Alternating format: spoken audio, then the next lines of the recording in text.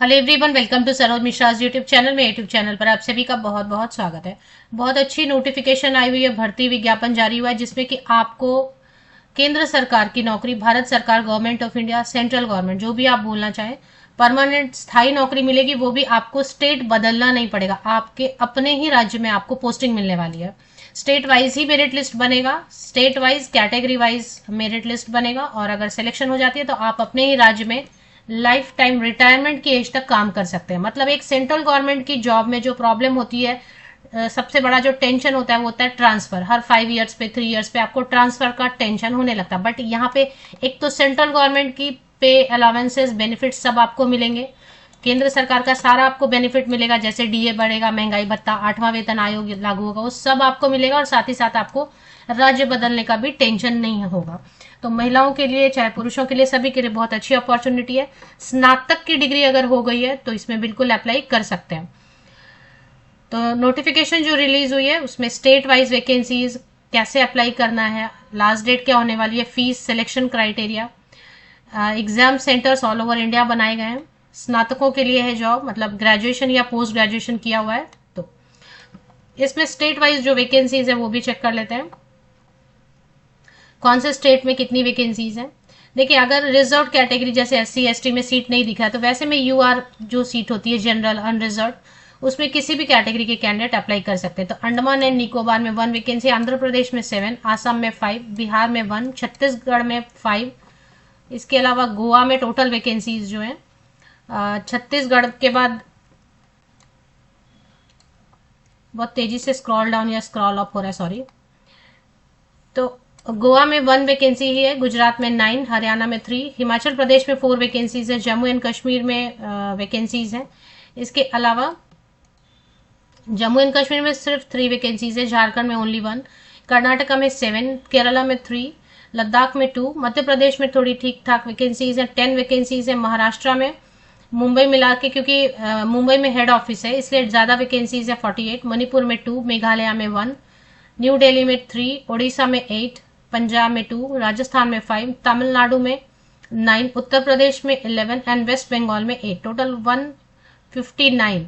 और कुछ और भी वैकेंसीज हैं जो कि आंध्र प्रदेश में फिर से है, डेवलपमेंट असिस्टेंट ऑफिसर करके। तो 3 वैकेंसीज इधर भी हैं, तो 159 plus 3 162, 162 vacancies all over India देखने को मिल रही है।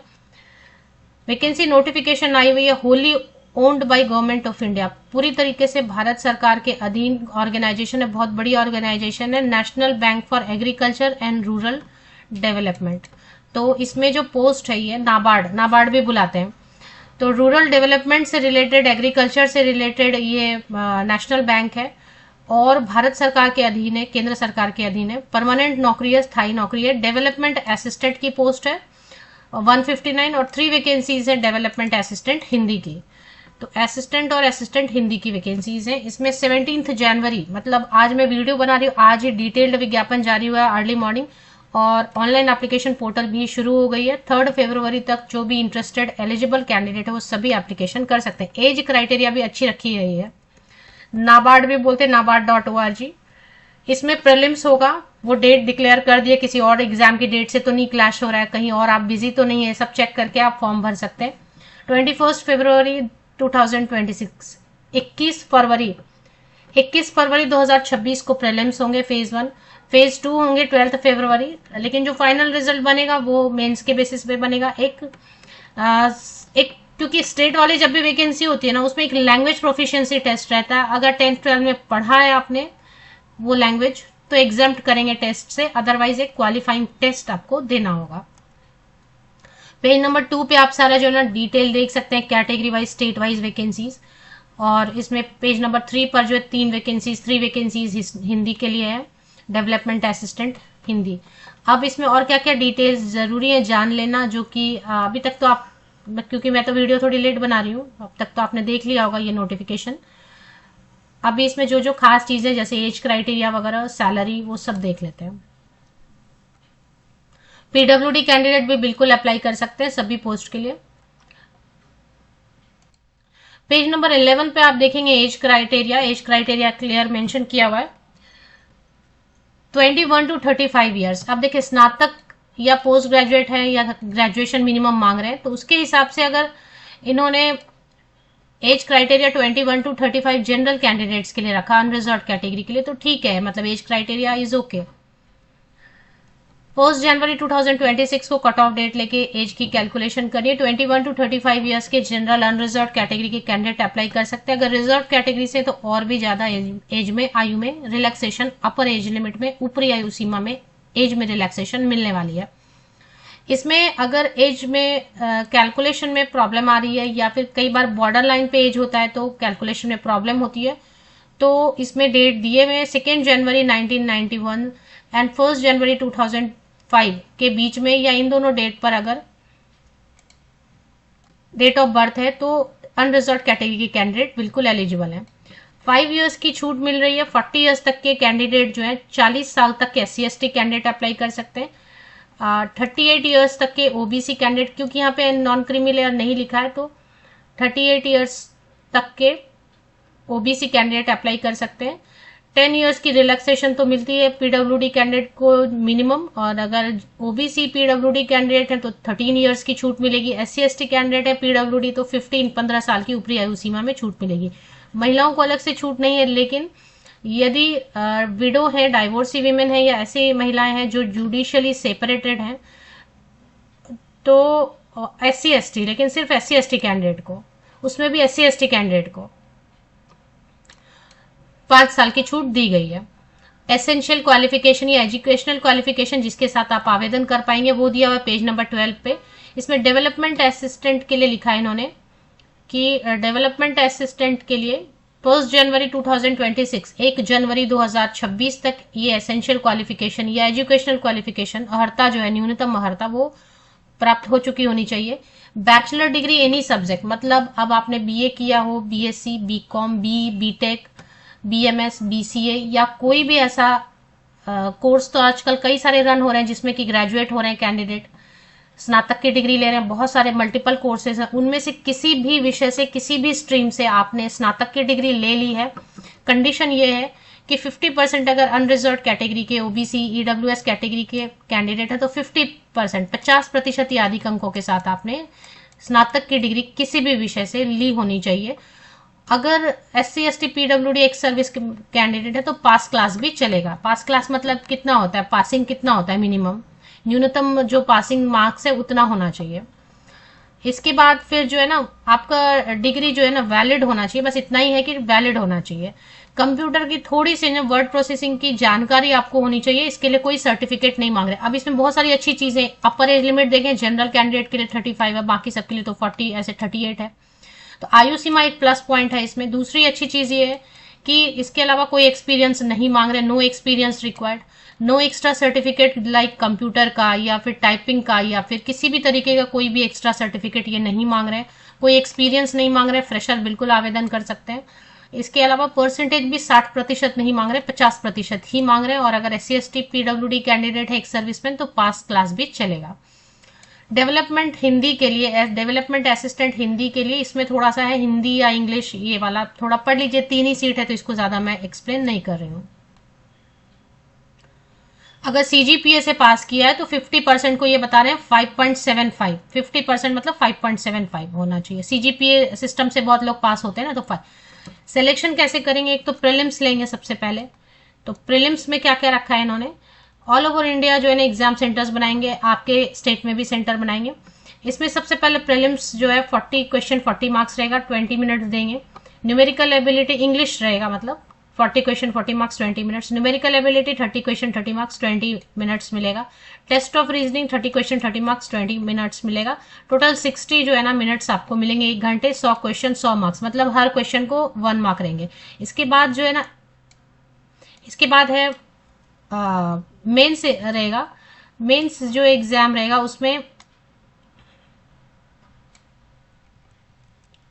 मेंस जो एग्जाम रहेगा ना उसमें टेस्ट ऑफ रीजनिंग रहेगा, 30 क्वेश्चन 30 मार्क्स 30 मिनट्स, मतलब इसमें सेक्शन वाइज टाइम दिया रहेगा। 30 मिनट के बाद आपको रीजनिंग के क्वेश्चन दिखने बंद हो जाएंगे, सेक्शन वाइज टाइम दिया हुआ है, ये ध्यान देना है। मेंस में क्वांटिटेटिव एप्टीट्यूड में 30 क्वेश्चन 30 मार्क्स, 30 मिनट्स के बाद आपको क्वांट्स के क्वेश्चन दिखने बंद हो जाएंगे, तो इतने मिनट में आपको खत्म कर लेना है। जनरल अवेयरनेस में आपको थोड़ा रूरल डेवलपमेंट, बैंकिंग, एग्रीकल्चर के बारे में पढ़ना है। 50 क्वेश्चन 50 मार्क्स 25 मिनट्स मिलेंगे। Computer knowledge 40 question 40 marks 20 minutes मिलेंगे। अभी डिस्क्रिप्टिव ऐसे, प्रेसिज राइटिंग, अभी ऑनलाइन एग्जामिनेशन होगी तो आपको टाइप करना होगा, है ना। 3 क्वेश्चन रहेंगे जिसमें कि आपको ऐसे, प्रेसिज राइटिंग, रिपोर्ट या लेटर राइटिंग लिखना होगा। 50 जो है ना मार्क्स रहेंगे, 30 मिनट्स आपको मिलेगा जिसमें आपको फटाफट टाइप कर लेना रहेगा। तो टोटल 200 जो रहेंगे मार्क्स रहेंगे एंड 135 आपको मिनट्स टोटल मिलेंगे। तो ये रहेगा। इसके बाद लैंग्वेज प्रोफिशिएंसी टेस्ट तो रहेगा। Those who qualify for selection and have pass the 10th और 12th standard with declared language as one of the subject will not be subjected to. 10वीं या 12वीं में जो सब्जेक्ट बताए वो सब्जेक्ट की लिस्ट में आपको स्टेट वाइज दिखा देती हूँ राज्य के हिसाब से। अगर 10वीं में कम से कम या फिर 12वीं में आपने वो लैंग्वेज पढ़ लिया है तो टेस्ट नहीं होगा। प्रोफिशिएंसी लैंग्वेज वाला जो है ना वो नहीं होगा टेस्ट। लेकिन यदि आपने वो लैंग्वेज नहीं पढ़ा है तो एक लैंग्वेज प्रोफिशिएंसी टेस्ट होगा after the declaration of main examination.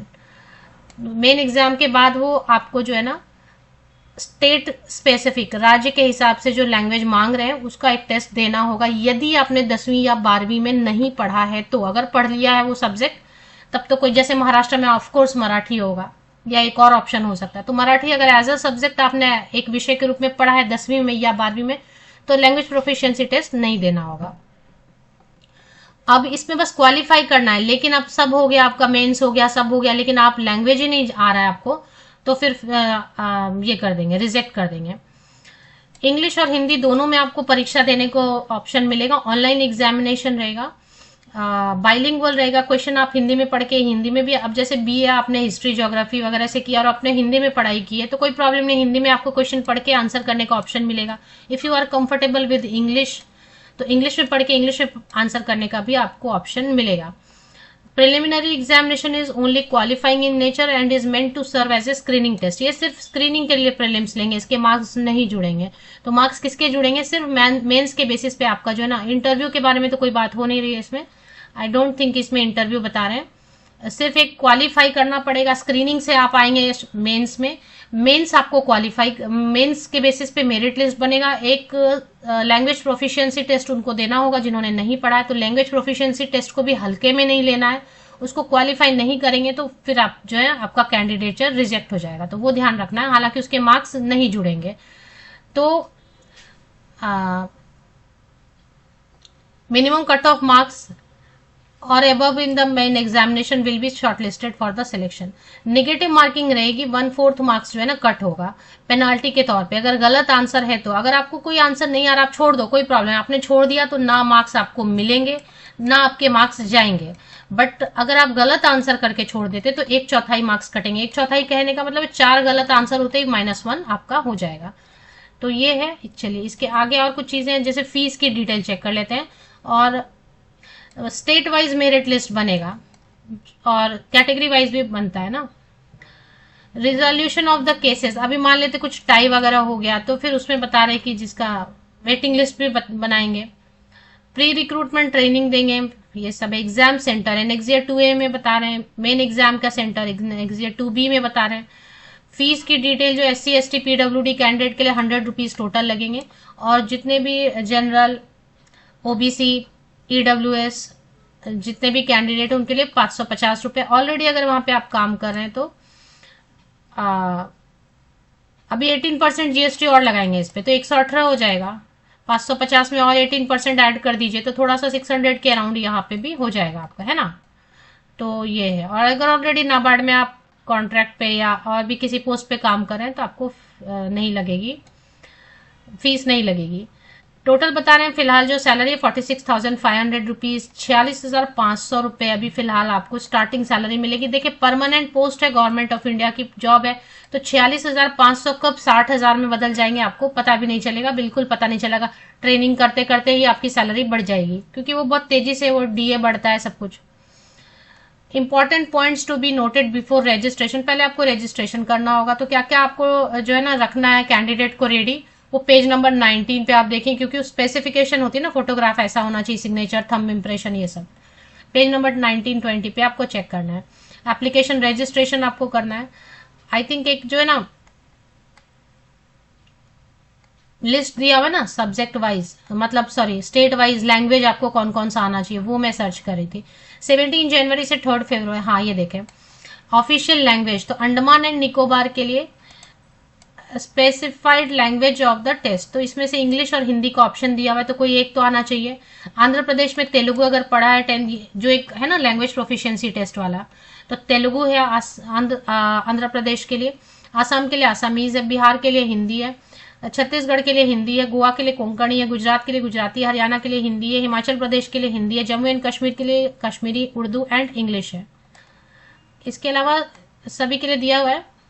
Jharkhand के लिए हिंदी है, कर्नाटका के लिए कन्नड़ा है, केरला, तो आपको ध्यान रखना है जैसे कर्नाटक के लिए कन्नड़ा दिया हुआ है, तो सपोज तो कन्नड़ा 10 में पढ़ा है क्या, देख लीजिए आपका मार्कशीट निकालिए, आपका जो उसमें लिखा है क्या कन्नड़ा, तो ठीक है फिर लैंग्वेज प्रोफिशिएंसी टेस्ट नहीं लेंगे। नहीं है 10th में तो क्या 12th का दिखा, देखिए मार्कशीट उसमें लिखा है क्या कन्नड़ा सब्जेक्ट, तो कन्नड़ा सब्जेक्ट का मार्क्स है, पास किया हुआ है, तो आपको लैंग्वेज प्रोफिशिएंसी नहीं देना होगा। इसी तरीके से सभी स्टेट के लिए कम से कम एक लैंग्वेज आपको आना चाहिए। जहां एक से ज्यादा दिया ना, जैसे जम्मू कश्मीर में कश्मीरी, उर्दू, इंग्लिश, इसमें से कोई एक सब्जेक्ट लैंग्वेज के तौर पे। तो केरला के लिए मलयालम है, लद्दाख के लिए उर्दू इंग्लिश है, मध्य प्रदेश के लिए हिंदी है, महाराष्ट्र के लिए मराठी है, मणिपुर के लिए मणिपुरी है, मेघालय के लिए इंग्लिश है, न्यू दिल्ली के लिए हिंदी है, उड़ीसा के लिए उड़िया है, पंजाब के लिए पंजाबी है, राजस्थान के लिए हिंदी है, तमिलनाडु के लिए तमिल है, उत्तर प्रदेश के लिए हिंदी है और वेस्ट बंगाल के लिए बंगाली है। एग्जाम के सेंटर्स बनाए हुए पेज नंबर 32, 33, 34 ये सब जो है ना आप चेक कीजिए।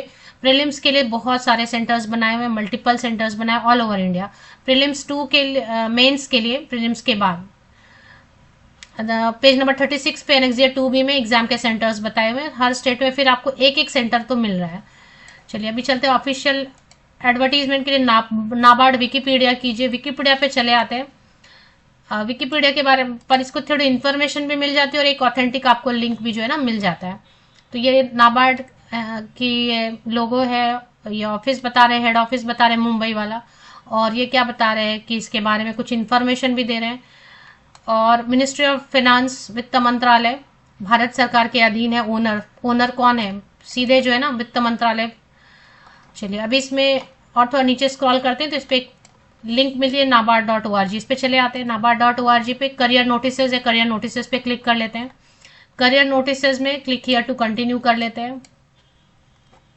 क्लिक हियर टू कंटिन्यू पे सबसे पहला ऑप्शन अभी आपके पास है development assistant group B advertisement print करना या आपको डाउनलोड करके देखना है ना, अप्लाई हियर पे क्लिक कर लीजिए। अप्लाई हियर पे आप click here for new registration. I hope आपने पहले रजिस्टर किया होगा तो भूल भी गए होंगे, मतलब पहले मतलब बहुत 1-2 साल पहले कभी किया होगा तो नाबार्ड से कुछ ना कुछ वैकेंसीज हर साल आती है, लेकिन अब डिपेंड करता है। अगर ऑलरेडी रजिस्टर किया है कभी और है आपके पास वो डिटेल तो आप ट्राई कर सकते हैं इससे। अगस्त से नहीं होता है तो सब कुकीज हिस्ट्री वगैरह डिलीट करके न्यू रजिस्ट्रेशन करके फिर सारी इन्फॉर्मेशन वगैरह आपने पहले ले लिया।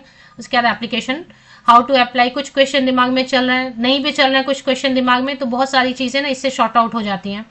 इश्यूज जो है फ्रीक्वेंटली आस्क्ड क्वेश्चंस एक बार पढ़ लेना चाहिए, इंपॉर्टेंट पॉइंट्स पढ़ लेना चाहिए, गाइडलाइंस पढ़ लेना चाहिए और उसके बाद एप्लीकेशन प्रोसेस शुरू करनी चाहिए। पहले पढ़ लीजिए हर चीज़ को, उसके बाद एप्लीकेशन प्रोसेस शुरू कर दीजिए।